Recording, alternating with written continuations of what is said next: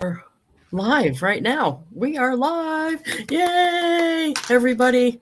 Hello, everybody. This is an off scheduled, just random in the middle of the day awesomeness that we wanted to share today. I met somebody new last week. Wasn't this last week?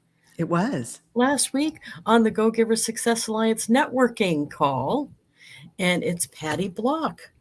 Thank you for coming Thank on. you. Thanks for having me. When I heard you tell me in the networking room what you're about, I thought my friends are going to want to meet you because we have a whole bunch in common about our I want to say passion for helping women. I think that would be so. Can you tell? I know you told me already, but would you tell me again how awesome you are and your background and what your interests are? Sure, I'm happy to, and thanks again for having me. So I'm Patty Block, and I focus on helping women business owners do two things: either grow their business by finding right fit clients and boosting their revenue, or positioning their company for exit. And those are the two groups that I work with, and in particular, it's women that are experts in their fields. Mm-hmm. And I have a real passion for that. So you and I clicked when we started talking about that. And then I recently wrote a book for those women that are focused on growth and boosting their revenue. Oh, and tell me the name of the book is. Go ahead. Your Hidden Advantage: Unlock the Power to Attract Right Fit Clients and Boost Your Revenue. I love that. Oh, and I'm breaking up your story though, but I want you to tell the broken cookie thing because that made so much sense to me. You know, that came from my struggle. I had been seeing a pattern. So I started this company, the Block Group, in 2006. And I had been observing this pattern, but I didn't have words to describe and to help others see what I was seeing. And this memory of my mom came flooding back to me. And that's how the broken cookie effect was born. So when I was growing up, my mom made these fabulous cookies. The whole house smelled good. It was warm. The cookies were gooey. And all my life, I watched my mom eat the broken cookies. But it wasn't until I was a teenager that I even thought to ask her, why do you only eat the broken cookies? Do they taste better? And she laughed and said, no, I eat the broken cookies so you can have the whole ones. And that almost made me cry when you said that, though. Well, all of a sudden, that image of my mom eating the broken cookies popped in my head as I was struggling to figure out, how do I talk about what I'm seeing? And that's what it is, that we pay attention to our role models, our mothers and our grandmothers, who brought that spirit of self-sacrifice into everything they did. And we bring it right into our businesses. And the way it manifests is we undervalue ourselves, we underprice our services, and then we over-deliver for our clients. And our profit goes poof. And that is what I call the broken cookie effect, where everyone around us gets the whole cookie. Our clients, our staff, our families, everybody gets the whole cookie, and we live on crumbs. And my mission became, I'm going to teach women how to beat the broken cookie effect, not meaning that you are less giving. Doesn't mean that at all. It means that you are as kind and giving to yourself as you are to others. And that you can build your business in such a way that it brings you joy and doesn't feel like a burden. And that is really a huge part of my mission. And it's how I developed the broken cookie effect. You know what's funny? I know my buddies listening, if they're not understanding the correlation of why this made so much sense to me, even as direct sellers, I see this every day because I see representatives tell me, Avon representatives tell me, they don't want to make a profit because they're afraid it's being mean to the customer, practically. Yeah. And I mean, that's not right. You're in business to make a profit. So they lead with discounting instead of value adding. And they don't consider the fact that being pleasant, saying thank you, sending a thank you note, those things are all value too. And they don't have to cut their price and lose out. They don't have to eat the broken cookie. That's exactly They right. don't have to be the one eating the broken cookies. We all can have whole cookies. And it doesn't make, you're not giving the broken cookie to the customer just because you're selling them at fair value the products that they wanted. You And they haven't asked for a discount. It's what no. I call them invisible discounts, Yeah. right? Because you're offering it because you think you'll lose the sale if you don't. Yes. And matter of fact, I have representatives all day long that they are looking for brand new customers and are leading with a discount off your first order. Well, Yes. the people were looking for a rep and couldn't find one. They're not looking for a discount even. You're giving something that's not necessary. They want business, they want good service. They want to know you're sticking around. They weren't even looking for a discount. So And why give away your profits for something you didn't need to do that for? that's right. And people will pay for high quality Yes, and good customer service. absolutely. And pleasant. And answering their calls and getting their order back on time and writing thank you and lipstick on their bag and little stuff I think makes the, and it doesn't take away from anything to charge full value for that. Right. Yeah. Yeah, that's why that rang so true with me when you told that story. I love that. So tell me more about the book though, Your Hidden Advantage. Sure. Well, the reason I wrote the book is because I was seeing this pattern and it was so pervasive. And what I really wanted to do was to reach more women business owners to help them understand not only the concept, but the remedy for the concept. So I created a method called the SNAP method. It's a SNAP system, excuse me. And it's like ginger snap. And so I use that idea of the ginger snap through the book. And the SNAP system stands for stop believing the myths, narrow your focus, assess your value, and practice your power. Oh, that's good. Thank you. And the practice your power is about communicating because as girls and women, we're brought up not to talk about ourselves. And that if we do talk about ourselves, it's bragging. And I'm based in Texas, and we have a really good saying here that it's not bragging if it's true. Oh, I like that. That's nice. And all the women that I work with are highly accomplished, highly educated, high achieving. We've often started our careers in corporate, and then we go out and start our businesses, and we don't talk about ourselves or our results or our solutions. And we sure don't talk about our pricing. And that keeps us stuck in terms of how we communicate the real value that we bring to our clients. Now, after looking at all that stuff, do you think the broken cookie effect is why that we don't do that? Why we don't talk about that? I think, yes, I think that's part of it is that of how we're raised and that we put everyone else first. So I think that's part of it. But also, if something is easy to you, you're very unlikely to talk about it because it's easy. It doesn't seem good point. like a big deal. So you're not going to talk about what is your hidden advantage. That's why I named the book what I did. And that your advantage may be even hidden from yourself. Oh, right? Oh, that's a good point. And it's certainly hidden from others if you're not talking about it. So to give you an idea of a hidden advantage. So for me, I really gave this a huge amount of thought. And I started testing different things because I thought my hidden advantage was one thing.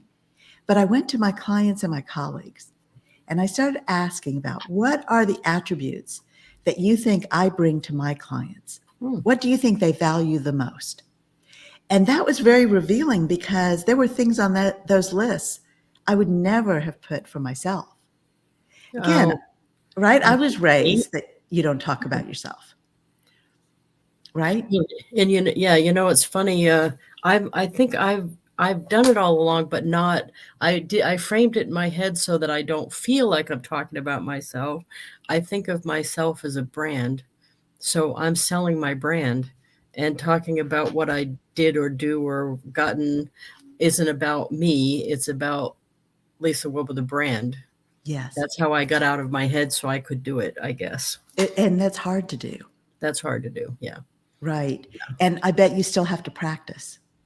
Well, and the thing is, I didn't necessarily, of course, don't we all to a point have body image problems? I didn't necessarily like to have my picture taken, but when you're at the top of the pay plan, your company, that just happens as part of the job.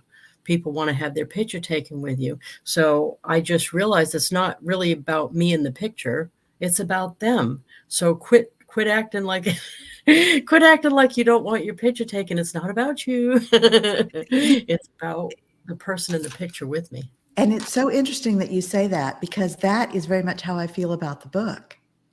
Because there was that sense of putting myself out there, and I tell personal stories in the book, and that felt vulnerable, right? So I did something similar in that I remind myself the book is not about me. The book is about my reader, and it's about the people that I serve Yeah.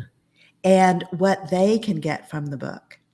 And so helping, reminding myself of that helps me not feel like it's just about, putting myself out there and that it's all about me. I don't feel that way at all. And when someone asks me to sign the book, I always feel like, first of all, I'm so flattered.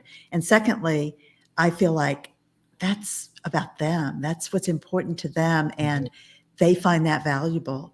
And it's not about my signature, and it's not about what I write in the book. It's the experience, right? Exactly. Well, and I don't know if this is good or bad, but I approached someone who I consider to be like a hero to me, and they weren't gracious about it. Is why I always, I mean, I would hope I could never find someone on the planet who said I wasn't.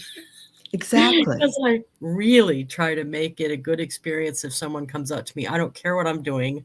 I will stop and try to make it a good experience, because I don't want to be that person to someone else. I don't want, you know what I mean? Because it isn't about me, it's about their experience. And some people are going to remember that forever.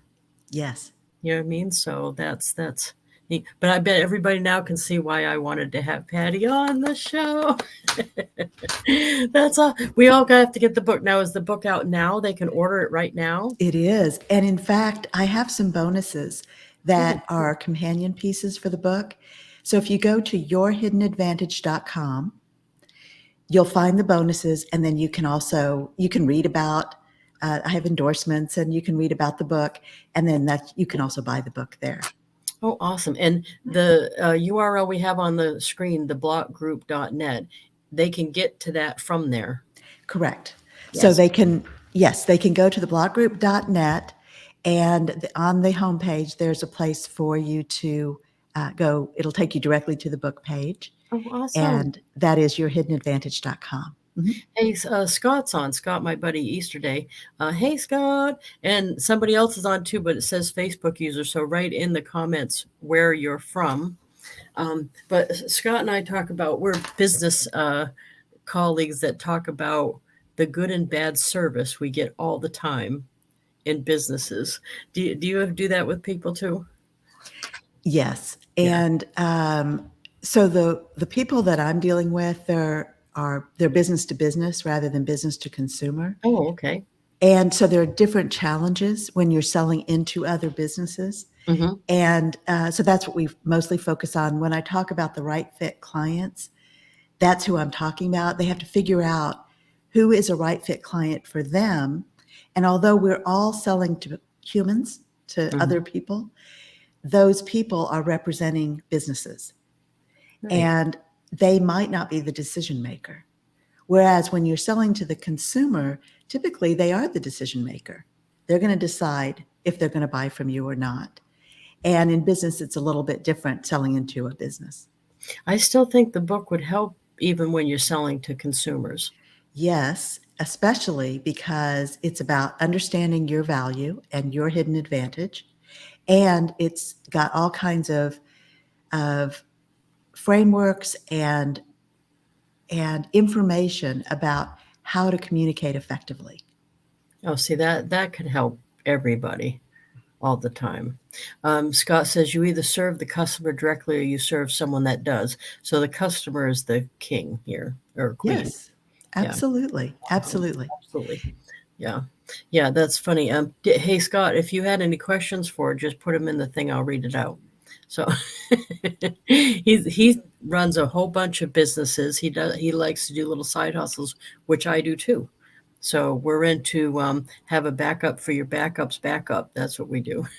So it's awesome. You know what I like about Scott too is he's a guy that side hustles Avon, which is unusual. There's probably maybe 5%, I think, guys, if that, and doesn't bother him at all. He goes to the conventions. He's the first one out there learning what to do because he knows the stuff he learns there will help his other stuff. You bet. Yeah, I actually belong to some companies just to go to their stuff for free, to their training for free. Yeah. Yeah. Oh, Gina Granberry from Mass is the other one. Yay, Gina! Thank you. That she's right near me. I'm in New Hampshire. She's in Massachusetts. Awesome, Gina. Thank you for popping on. No, I think this book is going to be awesome, and I hope you sell a lot of them. That's all, and I think it's going to be a good service. Thank you. And that was my goal from the very beginning. I wanted to reach more small business owners, and in particular, women business owners. And because really, your business should bring you joy. And a lot of people don't feel that way, or they did at the very beginning. And then as time goes on, they start not to enjoy what they're doing, but they keep doing it because that's their livelihood. Mhm. So part of what I really feel strongly about is that you can do both. You can make money, you can have choices because you're making that money, and you can bring that joy back so that you really enjoy what you're doing. So, and the key to it is not undervaluing yourself. Is that what that is? Correct. Yeah. It is. It's not undervaluing yourself, but it's also surrounding yourself with people that you like to work with, that value you and the service you provide. And that's true of your colleagues, your clients, surrounding yourself with people that you feel good about. You know, you and I met, Lisa, in Bob Berg's group, and that is so much of what he talks about is that go-giver mentality of giving back, of helping others.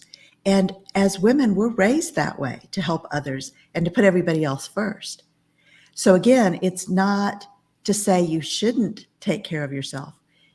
It's that to say you don't have to only take care of others, and that you offer a great deal of value to those around you, and you need to recognize that for yourself.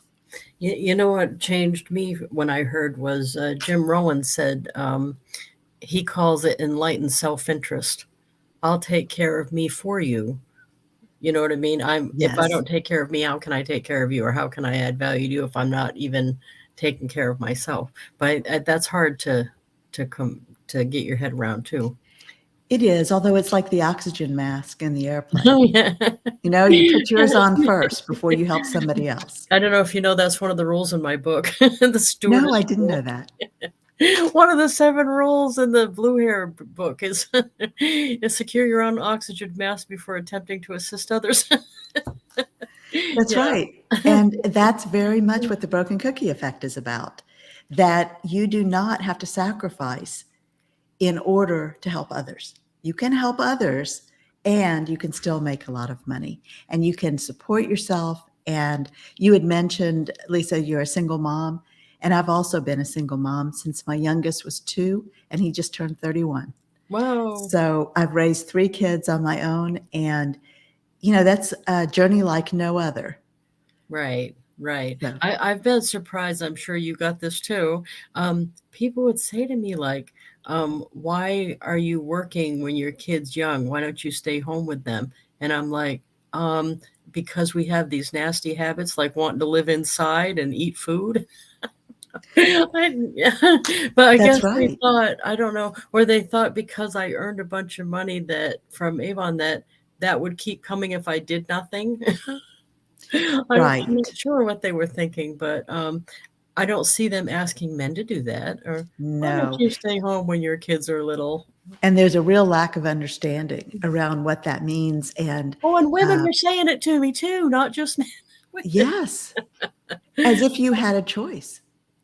Well, And and usually the ones that were saying that, didn't work, and I'm a big in my that's what the book's about is even if you have a partnership or a marriage that the spouse is supporting you fully, my thing is you should be able to pay 100% of your bills at any moment mhm, because lightning can strike or they could run off or anything could happen.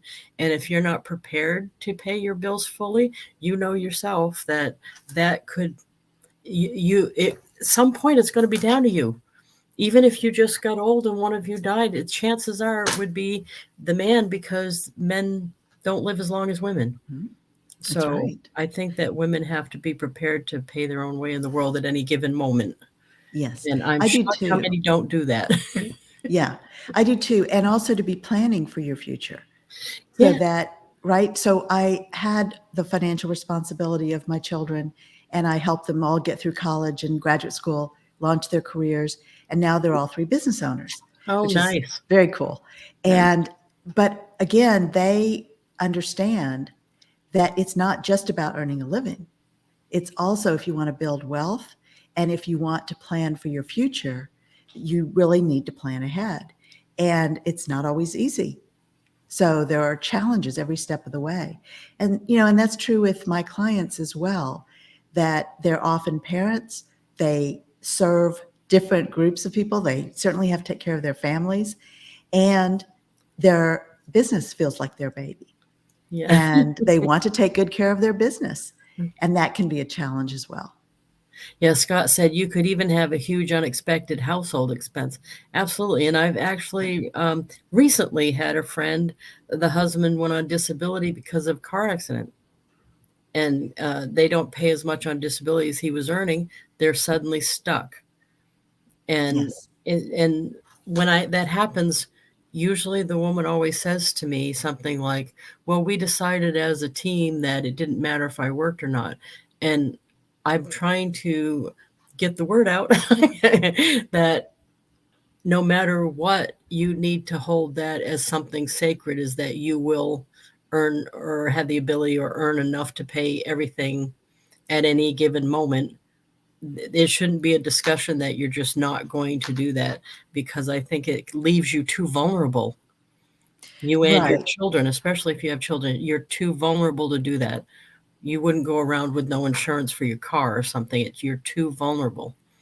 Right. And it goes back to what you were saying earlier about empowering women in particular, that I think the age in which we live, women understand better how to financially take care of themselves, how to build wealth, how to invest.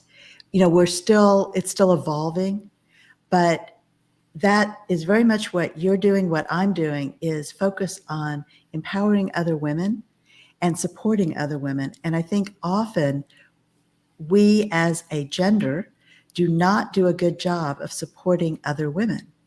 We tend to gossip and tear people down, and especially in a workplace environment.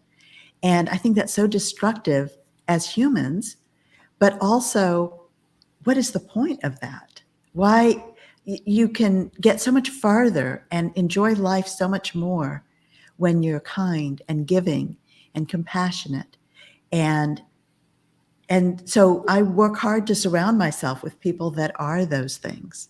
You know what's funny? I've had women say, like, I'm jealous that they don't have to work because their husband provides.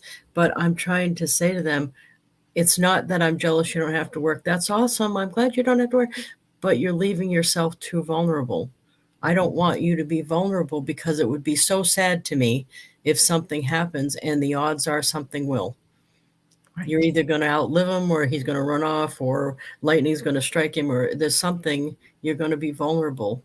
And it's not that I don't enjoy seeing you not have a job. And they think it's about me not wanting to work too. It's not that we all want to work. We all don't want to. I mean, that is a huge vulnerability, and I'm not sure. Yeah, I wonder. Yeah, how could we get better at? Do you think we could get better at making sure they understand the odds are not in their favor? It is very vulnerable not to have income.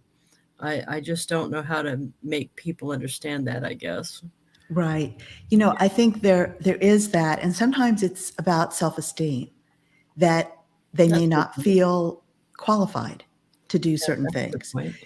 or they may feel that they may lack the confidence. So I think that's part of the challenge, which is why it's so frustrating to me when you have women in the workplace. You have jobs, you are making money, and you tear each other down, Oh, and right. you gossip, and you right, and you create a toxic environment. I just don't understand that at all. Yeah, and I've usually chose to work with men because of it. Mhm. That sounds weird. No, it really doesn't sound weird, and I've had that same experience. And if there's a very successful woman wherever you are, often other women are intimidated by her. And that is, again, somebody who has worked their way up and is very successful, most of the time, in my experience, they're very generous. Yeah. They're usually very kind and considerate and generous, and yet other women somehow feel threatened by that. And I think that is part of where that comes from, that we don't even approach those women because Well, we have to get over that as a you have to get gender. over that. Yeah, yeah, Exactly. yeah. Wow. Wow, that's so much to think about. I'm so glad we're like on this mission together. That's awesome. That's right. Thank you. So let's wrap it up by telling me what else you want to say, along with giving us the thing about why we all need your book, because we all do. Well, well, thank you. And I really appreciate your having me today. It's really fun to visit with you and get to know you. The I think the important piece of why I wrote the book, why I'm promoting it, why I want to reach more women business owners is for exactly what I said earlier. Your business does not have to be a burden. It can be very joyful. And we take so much purpose and meaning in our lives from our businesses. I know I do. And that's what I want to bring back for so many women is you can run your business with more confidence, more profit, and more joy. And one way to start is by reading your Hidden Advantage. Oh, that's awesome. I'm never going to forget the broken cookie thing, because that was so true. It was almost like you whacked me in the middle of the face with it, though. When we were in the network thing, it's like, oh, that is so true. That is so Right. true. And we don't even think that's why, like, you didn't think your mother was doing that. Right. I thought she was just eating the broken cookies because I tasted better. You thought she was putting herself first and she was putting herself last. Exactly. Oh, that's sad, but I'm so glad that happened, because then you could help the rest of us. Right. That's right. Well, thank you so much, Patty. I really appreciate it. And we stay right there for a minute, and I'll meet you back in the green room. Thank you, everybody. We'll see you next time.